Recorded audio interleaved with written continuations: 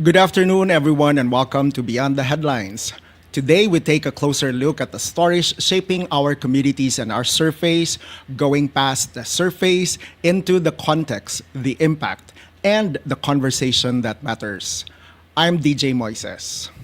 Today, we turn our focus on Cebu's sports development and the stories behind one of its prominent basketball families. Joining us live is Mikey Cabahug, third generation Cebuano baller and son of former PBA champion Elmer Boy Cabahug. Coming from a lineage that traces back to the UV Green Lancers, Mikey carries a rich basketball heritage while forging his own path on 3-on-3 basketball and youth training programs. We'll talk about his journey, the pressures, and the pride of legacy, his work with the crossover 3-on-3 Christmas basketball camp, and his message to young Cebuano athletes dreaming of making it big. Good afternoon. Good afternoon. Mayang hapon. Mayang hapon. I know you've been asked this question 1 million times already, but yeah. how is it to be a son of Elmer Boy Cabahug? Well, actually, it's an honor to have a dad like Elmer Cabahug.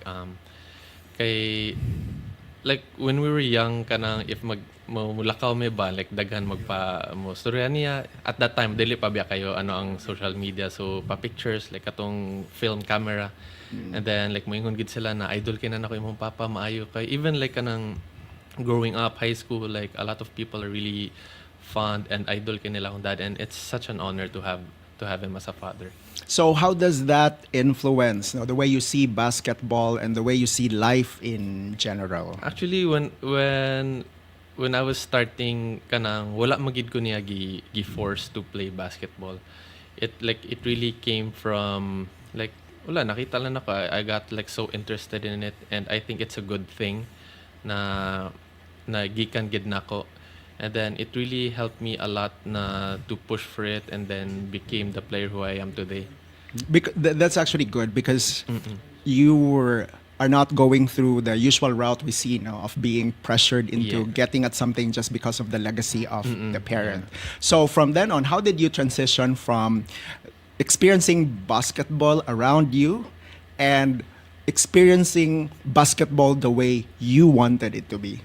Actually, katong when I was starting, like hiliki ko ka na mag-play og video games ba, and then my cousins would like, tara duwa tag basketball rana anya murag ako, because I think at that time I was still small, like akong mga older cousins kaya a lot bigger niya kanang di mo ko ganang papildi ba niya, kung mapildi ko sungugon mo ko sa adi ko mo dog basketball eh. Then when I started to grow, and then nakuha na akong skills. So diha na ako ana like I love basketball like kanang, and then eventually the stories came in na idol nila si daddy, so it really inspired me na I just want to be like him, like all of us we want to be like our father na like he's our hero. So how did you transition from having basketball as a hobby into something that's already more serious than just a hobby? Siguro katong when I realized na kanang I want to be like the third generation na basketball player. Actually fourth, kay my great grandfather was also a basketball player sa UV. Then my lolo is a basketball player sa UV, and he became a Cebuano Hall of Famer. And then my dad, the PBA player, and then right now like ako. So murag, when akong transition kay murag I wanted to continue that legacy. I wanted to carve my own path. I want to do like kanang want to live up to the name of Cabahug na basketball player. So I have some fun questions here actually. Do you have a lucky ritual before playing? Siguro like probably like listen to music lang na kanang pump up music lang ba kayo. Such as? Yeah, like sometimes like random kaayo, like na sometimes like hip hop, na sometimes like kanang R&B, na sometimes like kanang slow, kanang murag kanang pop music, like sometimes mga boy band, girl group, mga yanana. So it depends on the mood lang. Yeah, and I know that reaching the level that you are today, it also takes a lot of discipline. Yeah, but do you have a favorite cheat meal that would wipe out probably 3 weeks of training? Siguro kanang fast food siguro. Like yung mga kanang mga chicken and yeah, like Yeah, we kanang cannot guilty mention the ko, brand, no? Yeah, exactly. Unless sponsored, baka naman. Then the other one also is from a strategic kanang standpoint. Was there a time that you also faked injury to reset time or to buy your team more seconds? Actually, dili kay growing up manggod ka nang we played like kanang backcourt basketball ba. Nya kana bitong no blood no foul. So mura bitog para nako ay if I fake an injury basin matinuod niya. So ayun na lang. But is that a practice or that's just a personal conviction that I you think chose for yourself? I think it's a personal conviction. Kay sometimes there are other players who do this, but then not just but then it's like a strategic standpoint na parang para makapahuway ka jud. Yeah. So now that you have already created a name for yourself ba, so how do you define success today outside the family's legacy? I think it's just be true to yourself. Like ako, it's a privilege to have like a family background in terms of basketball. So just stay true to yourself. Like kanang siyempre kanang people gonna compare me to my dad. Even ako siblings sana. But then si daddy man good, even my mom na like kanang just be who you are. Like we're just here to support you. So for me that became like kanang what I am today na wala like kanang I'm just comfortable with my own skin. And by the way, because you mentioned your siblings, how many siblings do you have and how many of them eventually ended up with basketball? Oh, actually we're five. So three boys and three girls. So ako ang second. My brothers, they both play basketball, but then they didn't play at a professional level. So ako ra nakaduwa like on a professional level. But then I'm still happy that they're very supportive. So mura bitawg like kanang mong dream, like kanang ikay live out sa mong dream, and I'm really happy about that. So in terms of insights, no, because your dad is also one of the most successful national players that we have in the country, plus also your grandparents Yeah. and your great grandfather, no. So what basketball advice that your dad gave you that is still applicable in your life today, whether as an athlete or even in your personal life? For me, it's just stay disciplined. It goes like it brings out a lot of things. Kay if you stay disciplined, you get to focus. You get to see like where you're going. Like dili ka pukuan matinta like sa like other stuff. I think that's what really stuck to me the most. Kay like we were growing up like mga sila like kanang disiplina lang gyud like discipline lang na matag sayo, disiplina lang na kanang do the drills like practice ana. So for me that really stuck the most. Actually, I'm considering your age ba because we belong to different generations, obviously. Yeah. But the way you highlighted discipline, I think, is important to our viewers, no, especially the young. Yes. I think the version that Gen Z would often use is to show up. No? But I think the deeper context on Yeah. showing up is really Discipline. discipline because we just don't show up physically, no, but we show up as a whole person. So now let's move into your career, no. So you started with a traditional 5 Yes, on yes, 5, and no. five, So okay, so how did it go? Well, actually, I think like all players now, we really started playing backcourt basketball, and then kung backcourt basketball, 3-on-3 man gid na. Kay para nako kay wala ka nang gamay ra maano ba, pero not like the really high intense na like what FIBA has done today. But then muna like kanang 5-on-5 is like different than 3-on-3, and we were able to do the things that we wanted to do. Yeah. Yeah. So eventually, what made you lean more towards 3-on-3 eventually? Actually, sa start ka ng, when I was playing MPBL and then I was drafted in the PBA by Ginebra. But then unfortunately, I wasn't signed. But then after the pandemic, ni-announce ang PBA that they're gonna have a 3-on-3. And then Ginebra came calling to me na, oh, like we're gonna make a 3-on-3 team. Are you game? Are you down? So at first, more ako, wala murag di mo kay ko ganahan og 3 on 3. Like honestly, like I was like, unsa man like kanang dili kay ko ano ba. But then eventually I thought na PBA naman eh. So maybe this is my path to the PBA, and it's also Ginebra. So koan siya na it's a storied franchise of the PBA in the Philippines. So when I got my first taste of the 3x3 basketball, like I really fell in love with it. Kay lingaw kayo, it's really fast, like physical, and you get to play a lot. So what were the major adjustment, no, that you had to make in your routine? I think like you have to be physical. You have to be physical. You have to think right like right away, like think outside the box. Kay wala mong good mo coach sa 3 on 3, like the professional 3 on 3. Wala mo coach during the game. Yeah. So you have to be tactical. You have to do on-court adjustments, like you and your teammates. And sometimes mong good if kapoy na kay ka murag di na ka makaunahon na, but then if you stay disciplined, you stay like kanang focus sa inyong goal, bisag kapoy na ka, you'll be able to figure things out and be tactical. Now that you're saying it, and correct me if I'm wrong, so if I liken it to running, this is like training for 100-meter dash, no? Murag inana, yeah. Compared to training for a marathon. Yes. No? So still running, but this one is more intense. Yes, kay shorter ang game. Yes. So I think you mentioned already about kanang how to manage the moments in which you're tired, because how many minutes does a game, 3 on 3 game last? 10 minutes, yeah. 10 minutes, but then it's raised to 21. But sometimes, like, it really depends a game, gid. Most of the time, is the race to 21 the one defining the winning team, or is it the 10-minute duration? For me, Most of the time lang. most of the time, ang 21. Ang 21. Okay, it's really fast, and sometimes, like, the important kay ang 2-point shot ba. So, siguro, like, kanang not official statistics but then based on my experience, murag 70% of the time, 21 gid ano.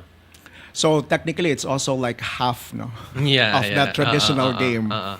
Now that I just realized also, no, half ang number of people playing, Yeah. relatively half, and then half ang court, and then half the time. Yeah. And half the score. And yes, Yeah, and also the point system. and yeah. and also the point system. So now let's move back to kanang basketball in general, but this one is more on culture, because di ba, your family is also well respected in Cebu, no, in the basketball community, and then you and your dad also was able to transition, no, in the national space, which is often equated to Manila. Yes. So, do you see any difference in terms of basketball in Cebu and basketball in Manila? Actually, for me, skill-wise, like, same ra gid.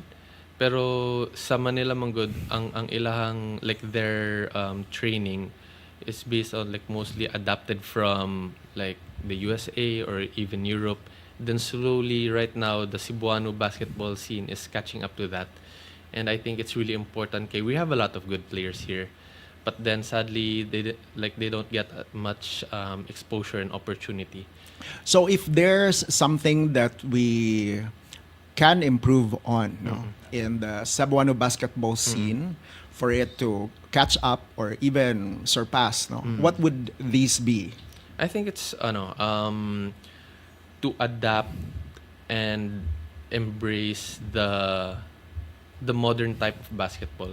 Kasi in some way mga good na stuck pa ta there sa kanang like the old school basketball. But then I can really see the transition right now na like our players are really improving.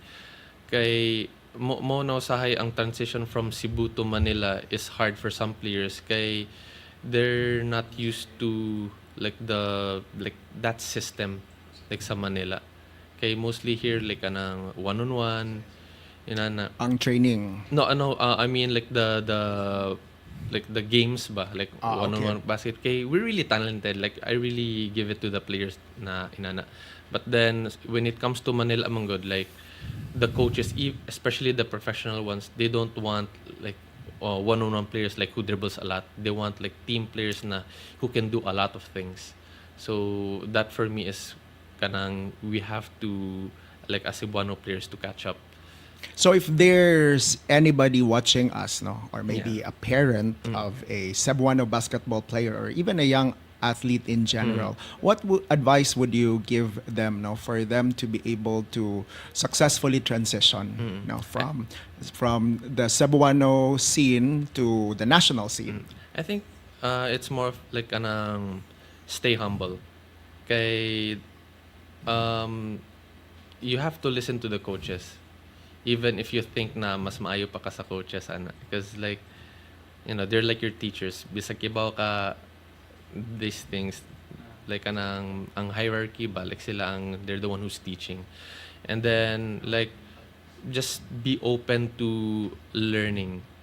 Kay even the late great Kobe Bryant, Michael Jordan, LeBron James, even they're nasa top of the game sila sa NBA, they always listen.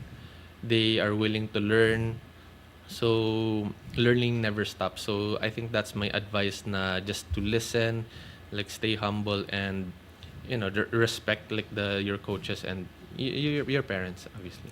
And this part of the conversation just reminded me how related learning is, no?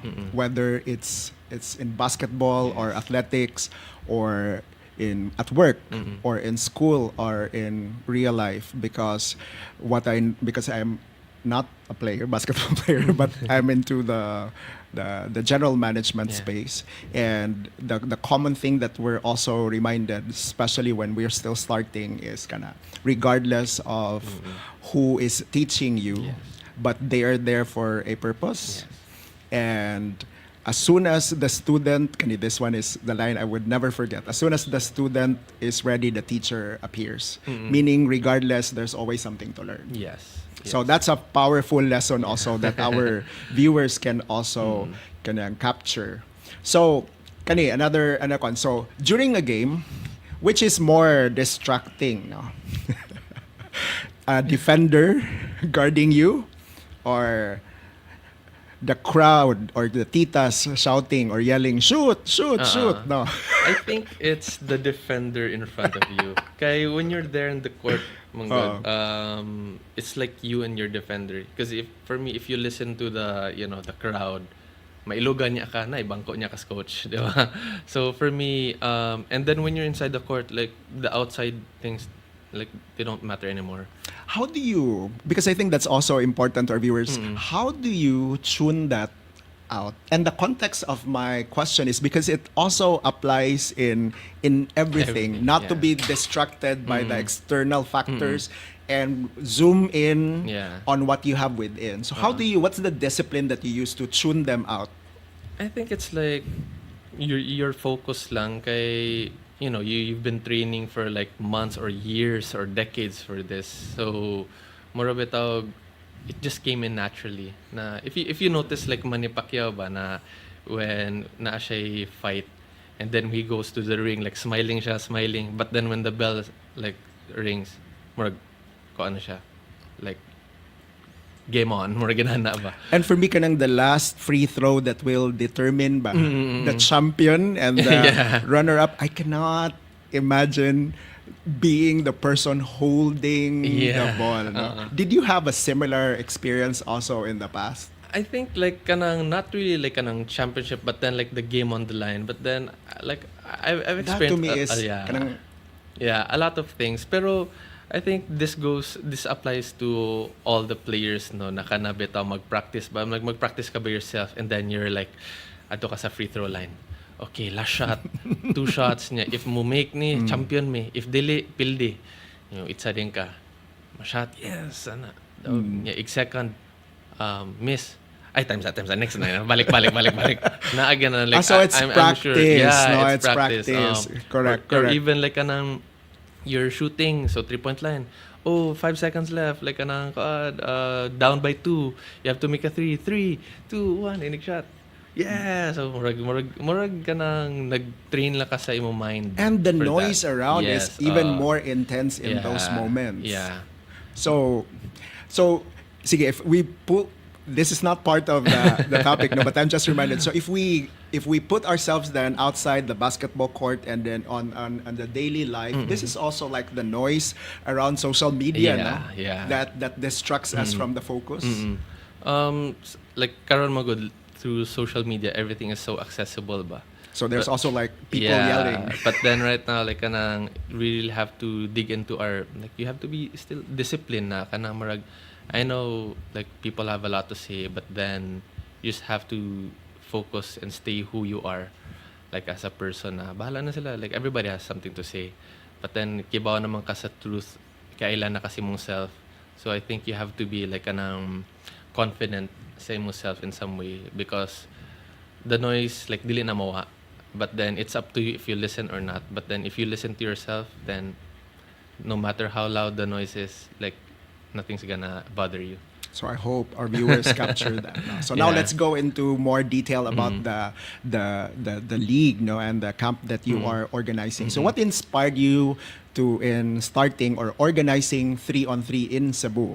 Actually, when I was playing for PBA 3-on-3, like I really fell in love with the game of 3-on-3 basketball. Like it really gave me the opportunity to be who I am. Like anang nakailan ko sa mga tao because like I played for Nebra, I played for Pure Foods at 3x3.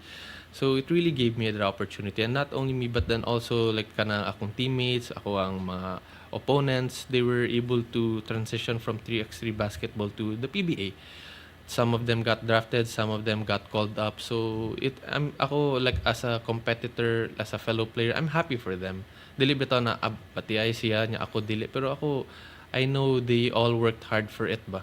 Sometimes like kanang dili lang para ato, and sometimes like kanang it's for them. But maybe we have our own paths. So it's really kanang, and when I decided to make a 3x3 league here in Cebu, I noticed there are a lot of 3x3 leagues in Manila. So I'm like, why not make one here in Cebu, diba? Kanang dagan kitag players, and then most of them they don't get the opportunity to play. Some of them are scared na to be away from their families. I mean, we can't blame them, like laylay ang mga tao ba. So why not make one here in Cebu na makasupport ilang family. So that's when like crossover 3x3 was born. Okay. Yeah. So for the league, this is already the second season, Yeah, no? second season. And then for the camp, this is already the third season, yeah. season. So what were the roadblocks, no, or the challenges that you faced, and how did you get past these roadblocks to get them to this number of seasons na? Yeah, I think the first season is really the hardest. Kay you're starting something, and it's in some way it's new here in Cebu. So mura bitaw 3-on-3 3-on-3 man tanan na may 5-on-5, but then I had to show them that 3x3 is not something na if mo duha kag 3x3 di naka pwede 5-on-5. It's like a different channel then, but makita man sad nila na like scouts will be able to see you. Fans, your families are there to support you. So it's not different. So I had to convince like the teams, like the students, the campers na 3x3 basketball is it really gives you a lot of opportunity, and it'll help you in some way, like discipline, same lang, discipline, leadership, hard work, camaraderie. Yeah, so I think you're already covering a portion of what I also wanted to unpack, no? Because I think the advantage of working with children, it's also because you have the chance to help mold them into the person and the leader, no, that they eventually become. So what's your, aside from them learning the skills, no, of basketball, what's your measure of success that a particular batch, no, of campers is a success? For me, it's when you see them have fun. Kay for kids manggod, sometimes like they get pressured na like they have to be like this, like that. But then when you see them like have fun and then look forward to the camp, it really means a lot to us. Kay we have parents na mingon sila na, coach, like excited na kaya mga bata na kuan like kanang the next day na ang camp, like coach, when man ang season 2 so or season 3, like for me, like kanang it's really humbling, it's really kanang overwhelming sad ba na kanang they look forward, like they enjoy, not just kanang like they see their friends, but then they enjoy learning the skill. But then like for me, that's really important kay that's when they grow the love for basketball. And we've also been hearing, no, a lot of parents also wanting their kids to learn more about resilience. Yeah. And I think part of resilience is also dealing with failure. Yes, Because yes, it happens. So yes. how do you also help kids manage that situation? So when we started our first season, we had a mini tournament ba. Nya ug mapildi ang kids, they'd cry, and then us coaches will talk to them like, "Oh, why are you crying? Because we lost." Uncle, that's okay because next time if you work harder, you're gonna win. So the like kanang victory will be sweeter if you came from failure. And I think that's important, especially for life today, because there's no such thing as perfect na success. Success is built from failure, and success will be sweeter if you learn from your failures. But most of the successful people, like tanan, not most, but tanan gid. If you ask like successful people, have you ever failed? They will say yes. But then if you keep going, if you keep pushing, not giving up, then eventually you'll be successful. You just have to find that one thing that you're good at. Balag ma-fail ka 1,000 times, 1,000,000 times. If you succeed at something, that you will be considered as a success. What about shy and introverted kids? Actually, when we started our first season, we had like kids na kanabitang shy kay sila ana. And then I think I think it's because sa time karon ba, social media ba, like most kids are tuned into their phones, and though unlike us, like kanang grabe na tagitas gawas ko anta sa mga ano.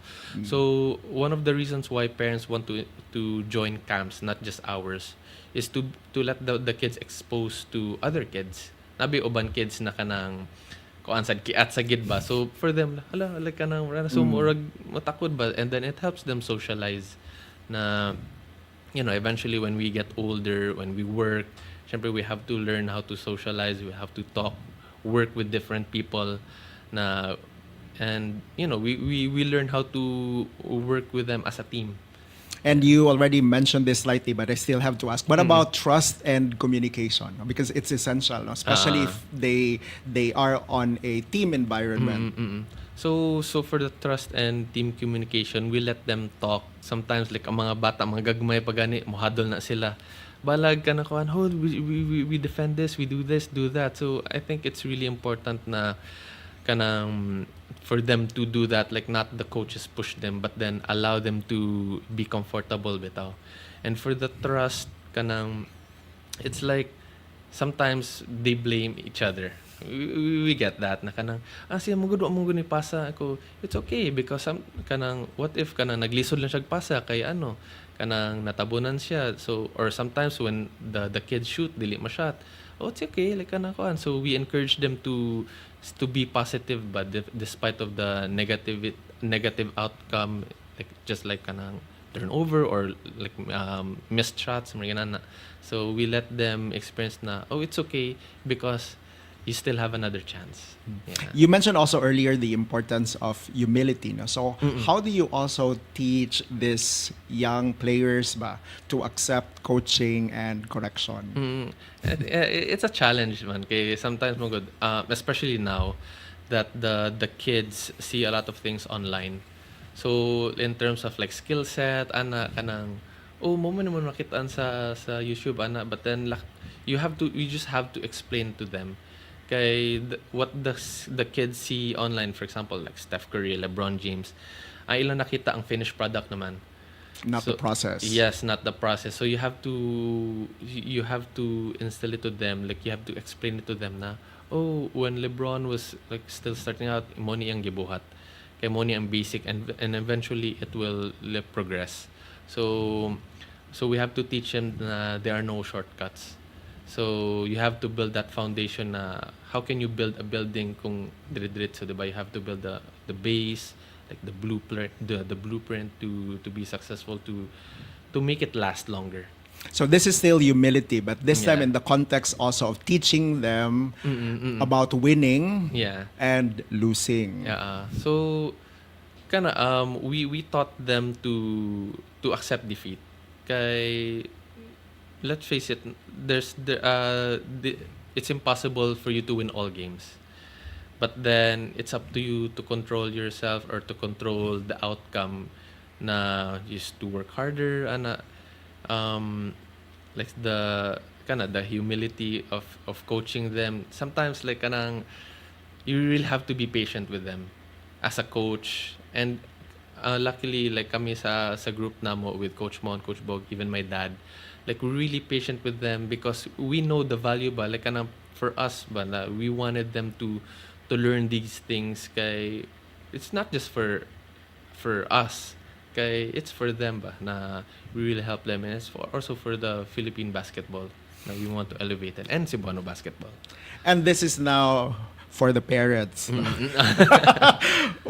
How do you help them also in terms of for kids to really enjoy basketball or sports in general and not be pressured by it? No? This is for the parents na. I understand like there are parents magod na kanang mukuan sila sa but do this, do that, but then sa among camp we talk to the parents na inig start sa camp the like kanang naay boundaries ba kay sometimes mong if masayop ang bata mutanong sa parents mo murag mahadlok ba. So for us like don't kanang ayo lang sad kanang let the coaches be the coach sa kay diha magud maano ang kids ba. Ma-distract. Yeah, ma-distract sila. And also like kanang it also applies to kay eventually magud like we'll go out of our homes ma.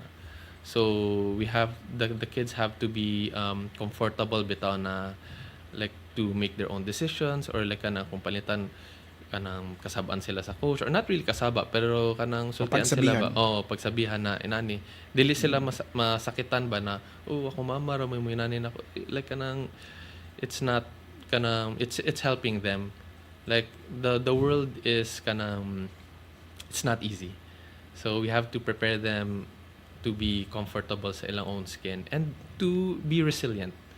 And actually, I like the point that you made early in your answer when you said that the kids will not be forever be just home, no? Yeah. So that means that they also need to navigate the world outside. Yeah. And I think sports, no, like you say, is also helping them transition no, Yeah. from just earning their parents' approval to also listening to themselves Yeah. and also to other people who Yes. can also teach them to become better.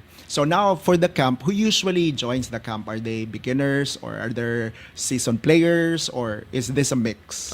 Actually, it's a mix. There are some kids na kanang no basketball experience, and there are some kids na who really like good.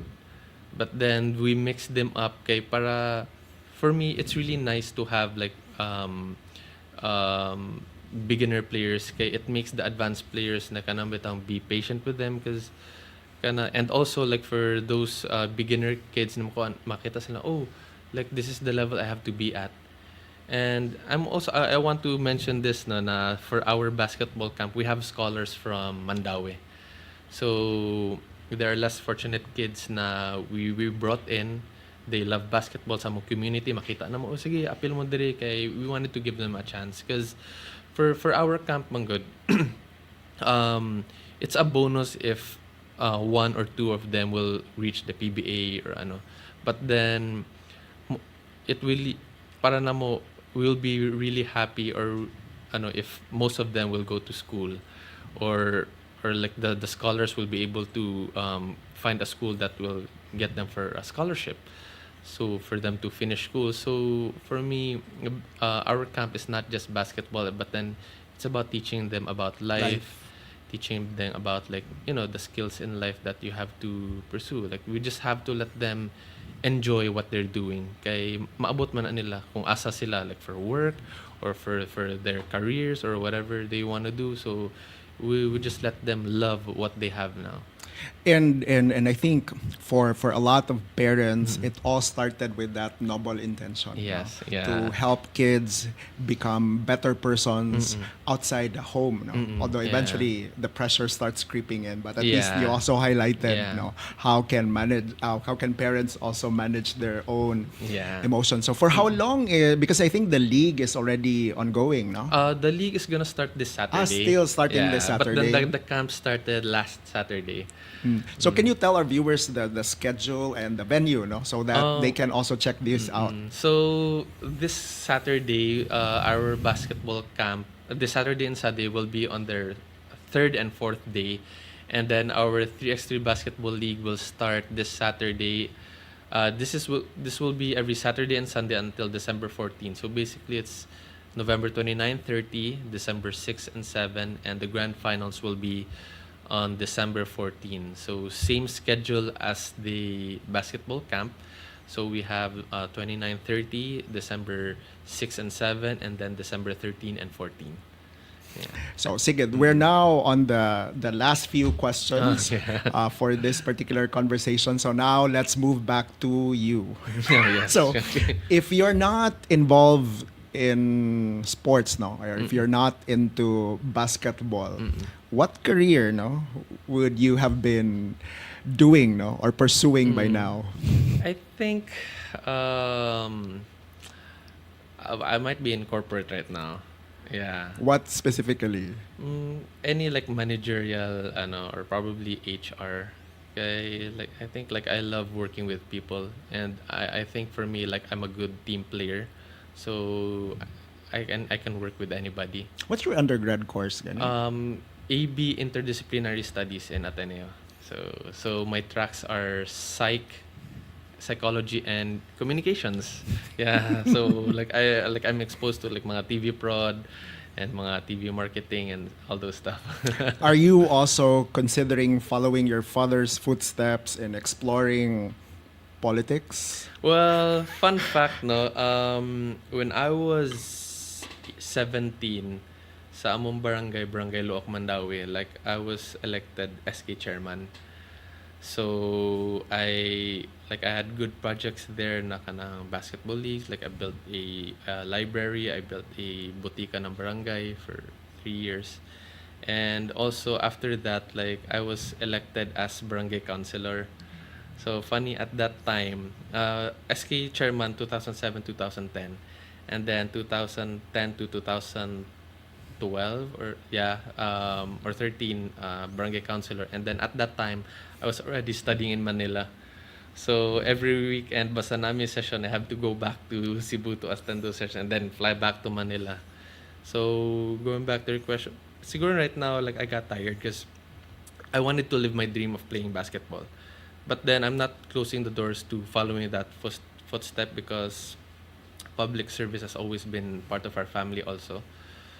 So, I mean, Sotero Cabahug is, former governor sa Cebu, di ba? So, my dad's a former city councilor. My my brother's lolo, Sol Cabahug, is also city councilor right now. Si Or Kevin, skipper's mom? yes, Skipper's mom, Tita, si Chok Bukang, even Kevin Cabahug is also city councilor sa Mandawi karon.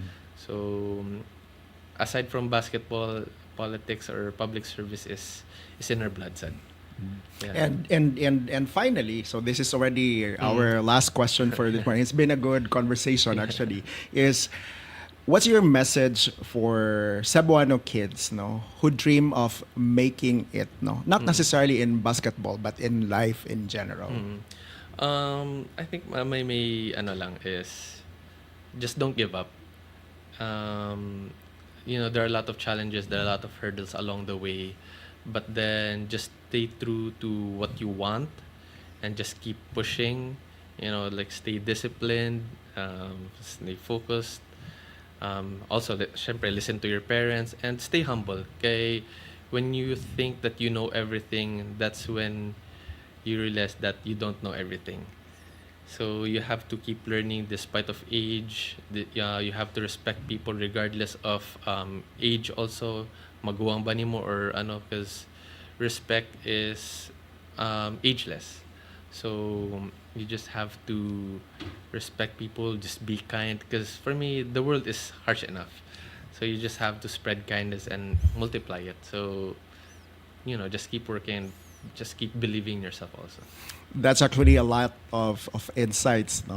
that you were able to capture in a nutshell, and which is just perfect because that's also how an interview such as this one should end. No? So I like your points about family. Yeah. I think at this age and time, it's important actually for young people to see the value, of family. In fact, again, we're from different generations, but there's always something that my dad would always say, that regardless of the people who we meet along the way, and regardless of how much success we experience through time, but at the end of the day, everything starts and ends with family. Yes. So I think that's a powerful statement, along with kindness, along with I like also when you said respect regardless of age, Yes. because usually respect is just for here. Yes, But it applies, yes. whoever, regardless of age, and also kindness. Yes.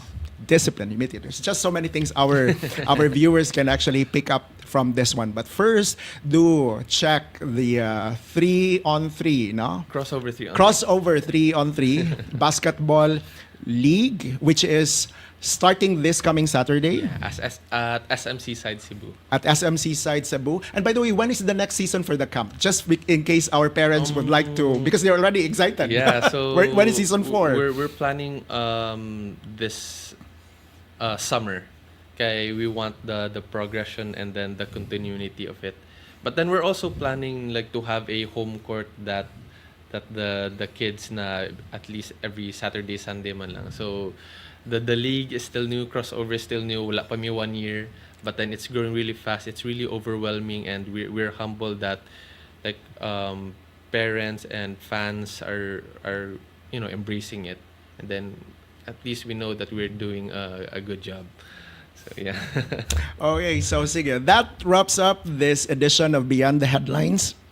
We hope today's conversation helps shed light on the bigger picture behind the story. And once again, we'd like to thank our guest, Mikey Cabahug, for helping us connect the dots in ways that matter. I'm DJ Moises. Thank you and good afternoon.